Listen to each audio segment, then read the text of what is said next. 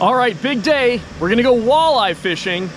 And I'm not the greatest walleye fisherman, so you're gonna have to bear with me. But first and foremost, I've gotta run some errands. And I gotta show you something about this truck of mine. This is an old truck. This is my beloved truck. It needs a washing big time. So that's the first errand I'm gonna do. But look at this door. This is what happens in Minnesota. Your cars get eaten. And so, yeah, time to get this thing washed and get loaded. Well, if you're anything like me, you know, car washes are still a lot of fun. This window is broken, by the way. Whoa! Isn't she gorgeous? Second errand, I gotta go right across the street and get an oil change. Here we go. You had this one here before? I don't know if I've had this one here before. Yeah, this need of an oil change. 3761. I just happen to have that. We got an oil change now. I've got some clothes here. I actually even have, don't even ask about that. It's a long story. It's got to go to Goodwill, so that's the next errand. How are you? Stuff's over on the other side.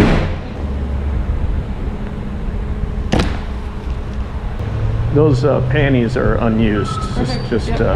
Yeah. So this is the last errand I've got to run, and I'm gonna be picking up some essential walleye gear. Okay, so the reality is I am not the greatest walleye fisherman that's ever existed. In fact, I'm really quite terrible. I only have one walleye rod.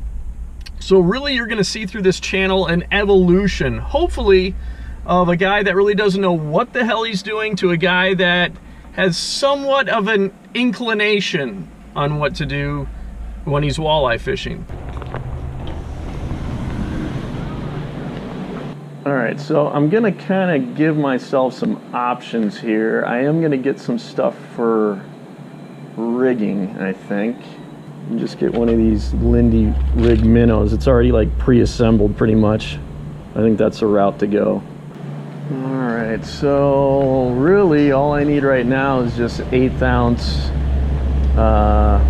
you know, round ball jig heads. Get a couple of these. These are 1/8 ounce chartreuse lime.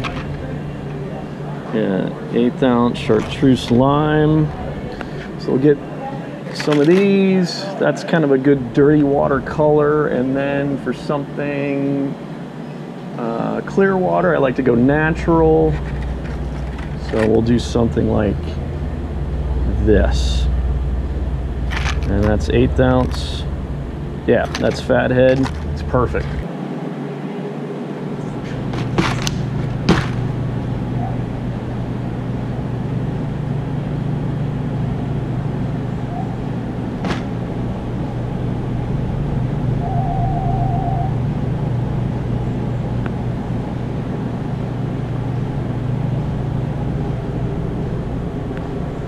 No one seems to be working today. Hello, sir. Hi, how are you? Good. Good. Alright, I had a question for somebody. Oh, no worries. You were here like a few weeks earlier. You could have gotten a repellent hat. Oh yeah? Because I bought enough there? Yeah, it was four for a free hat. Oh, no kidding. Yeah. Well, believe it or not, the last thing I really need is another hat. I just like it because it's free. Sure, free is good. Yeah, don't get me wrong. Hey, Rusty, these Lindy's aren't scanning. Speaking of free. All right, thanks, sir. Have a good one. All right.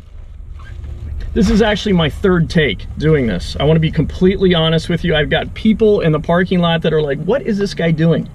Anyway, I've got the gear I think I need. You can never really have enough.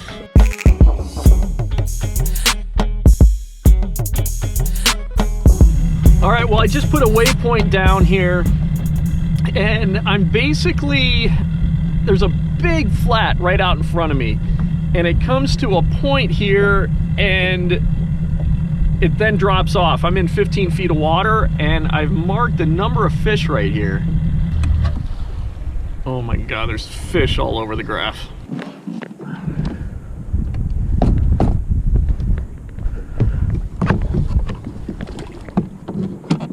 All right, well, we've got a super annoying siren going off, but I just tied on a snap wrap, is what this is called. I, was gonna just use a jig and minnow, but now that I've had kind of a lay of the land, seen how the lake is kind of shaping up, marking a ton of fish suspended in that 8 to 12 foot range predominantly. I'm gonna see if these fish will bite like a more active presentation. If not, then we'll go to the live bait, but I'm gonna try snapping this snap wrap around more and at first, and see what happens.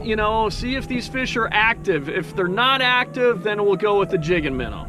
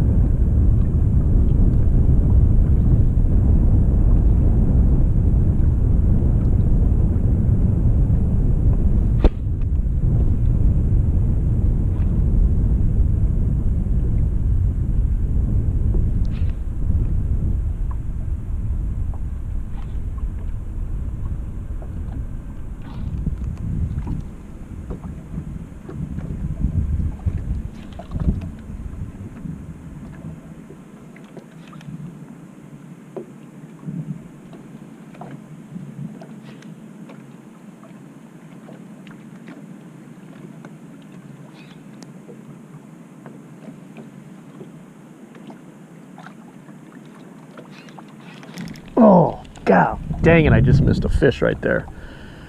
Pretty sure that was a fish right there I missed. So, what I'm doing right now, so the boat is now in 12 feet of water. I've been kind of slipping up. This is just a big flat right here. It comes to a point, and I'm kind of just off the tip of the point. It's now breaking into deeper water. We're going to 12 into 15 into 20 out here. And I just got rocked by what I'm hoping was a walleye there. And how I'm fishing this, making as long a cast as I possibly can. And since I'm sitting in about 12 feet of water, or the bait is actually, falling in 12 feet of water, I'm counting down to 12 basically, just to make sure I'm on the bottom.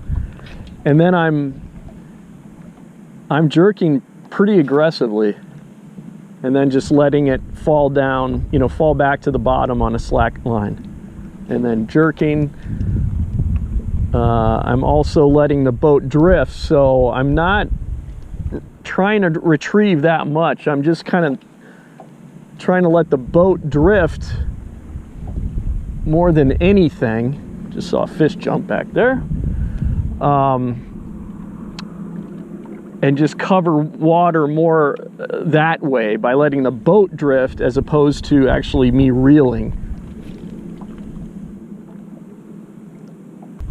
The snap wrap did not pay off, so I'm gonna switch over to a Lindy rig. I'm gonna put a sucker on, just a smaller sucker, and work the same areas. I'm just marking a ton of fish in that 15 to 20 foot zone. So I'm just gonna drag that Lindy rig. I might drift this area.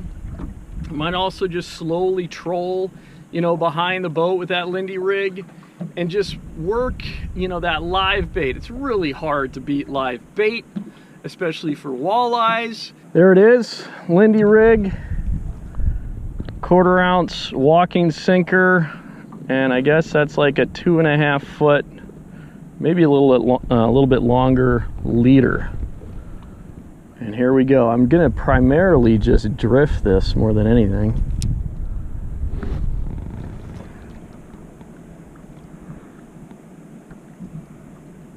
Let it go all the way to the bottom. Sitting right now in 16 feet of water. I'm gonna probably try to stay in that, you know, 15-foot range.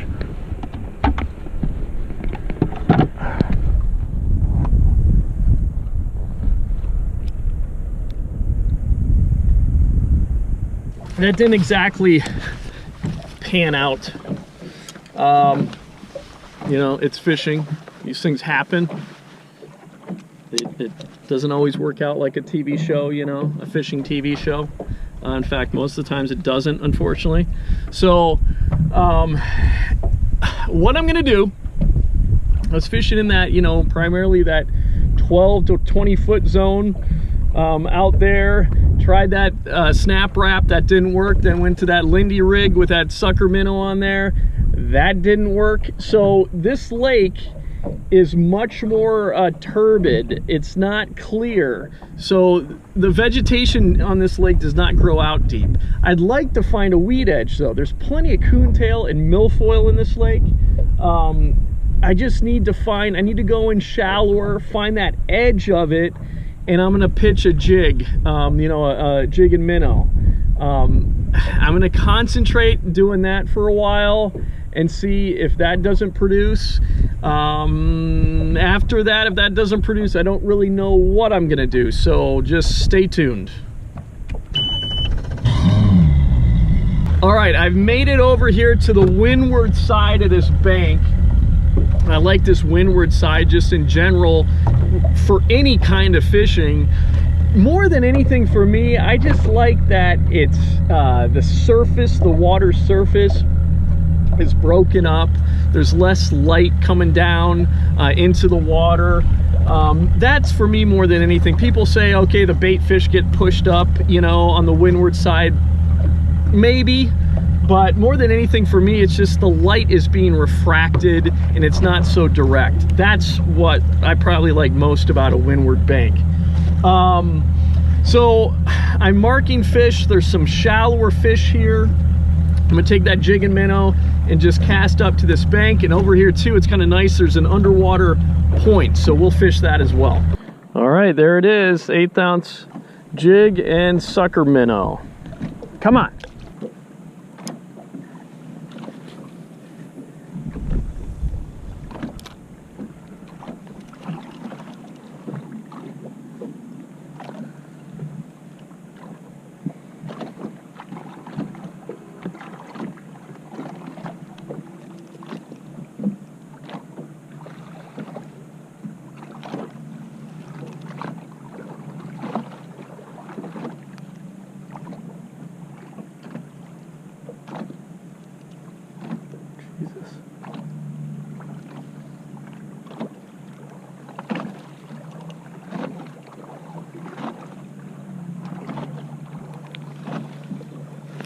Oh God, I think I just lost a fish right there. I think I got too excited. I'm marking a bunch of fish on the graph in about 6 feet of water. I think I got way too excited. All right, God, I'm blown away that there's no milfoil.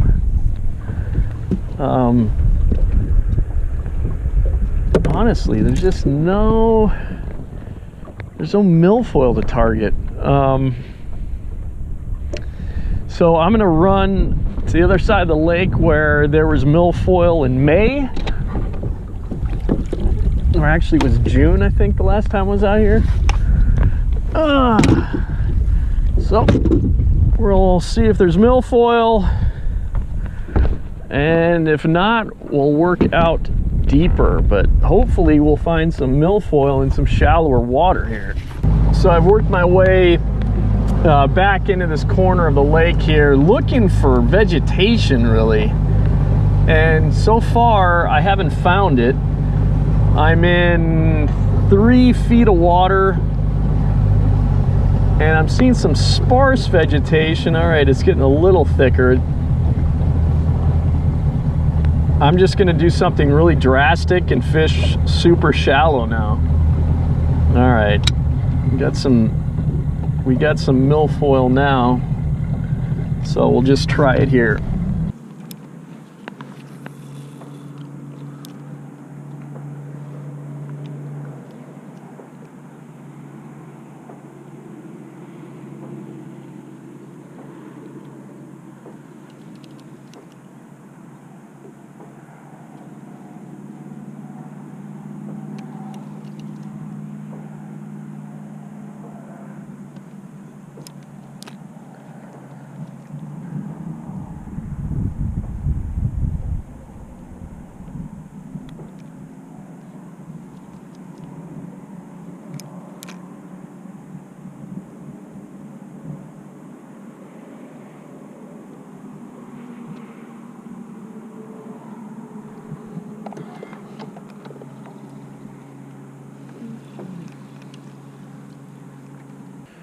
Oh goodness gracious almighty. Well, it's been tough, obviously, but I got one more idea. Haven't been able to find any fish, you know, on a snap wrap or a bigger sucker behind a Lindy rig out deeper. Tried a little bit of shallow, that didn't work over there. Tried shallow in here, pitching you know, that sucker on a jig into this milfoil, this scattered milfoil on this big flat here. That didn't pan out, so I'm gonna go to how I've caught fish here in the past.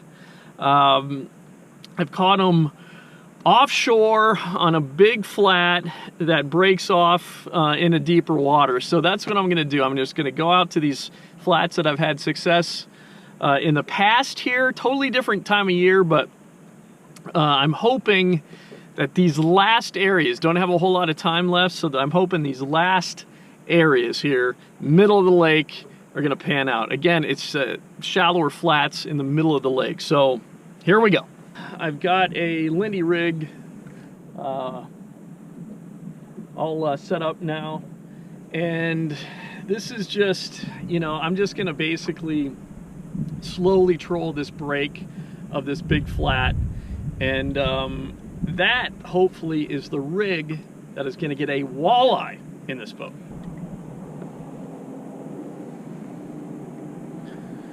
All right, I'm going to do something really off the wall here. I'm seeing so many fish suspended in 10 and 12 feet of water, and I really don't have a good setup to do this, but I'm gonna try just trolling some flicker shads behind this boat, and that's gonna be the last hurrah for me.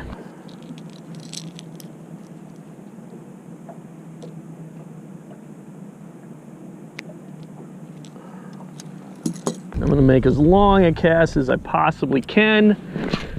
It's got a better chance of getting deeper. And here we go.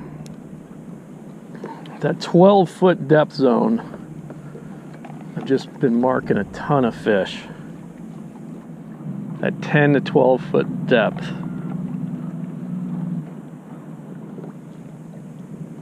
The only way for this crankbait to get that deep, and I'm honestly not even sure it will, but I got to get as much line out as possible.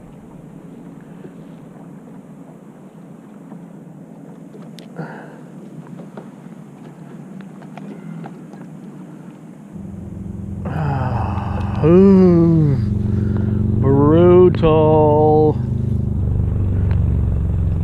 Goodness gracious. That's a wrap. Well, all right, guys. That was brutal. Absolutely brutal. But I am glad that you came along for the journey. That's all I can say about this day, is that it was a journey. I've learned this lake a little bit better. I've learned that there are a ton of fish in this lake, and I really don't have, obviously, a good idea how to catch them. So it is what it is, whatever the heck that means. But yeah, I don't really know. Gosh, there's a lot to learn. Let's just put it that way. So